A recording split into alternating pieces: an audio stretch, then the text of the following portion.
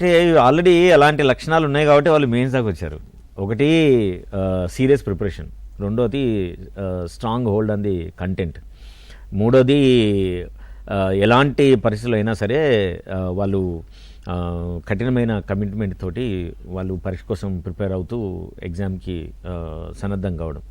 నాలుగోది ఏంటంటే ఈ ఎగ్జామ్కి ప్రిపేర్ అయ్యే క్రమం లోపల ఈ మెయిన్స్ కాబట్టి డిస్క్రిప్టివ్ కాబట్టి అందులో 7 రోజులు వారం రోజుల పాటు ఉంటుంది కాబట్టి దాదాపుగా 3-4 గంటల పాటు కూడా ఎగ్జామ్ రాయాల్సి ఏకబిగిన రాయాల్సి ఉంటుంది. కాబట్టి ఫస్ట్ వాళ్ళకి సీరియస్గా ఈ ప్రజెంట్ మూమెంట్లో ఉండి మనకున్న ఇన్ఫర్మేషన్ని యాజ్ ఇట్ ఈజ్గా మనం పేపర్ మీద పెట్టడానికి ప్రయత్నాలు ఎన్నో చేస్తున్నారు. కాబట్టి దాన్ని అవుట్పుట్ సరిగ్గా ఇవ్వడానికి ప్రయత్నం చేయడం.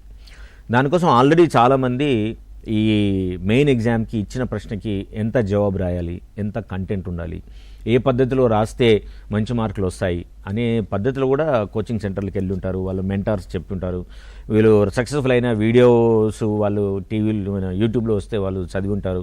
ఎన్నో రకాలైన ప్రిపరేషన్ అయ్యి వాళ్ళు ఇప్పుడు పరీక్షకు రెడీగా ఉండి ఇప్పుడు రాబోయే 21st కోసం వెయిట్ చేస్తున్నారని మన ఉద్దేశం.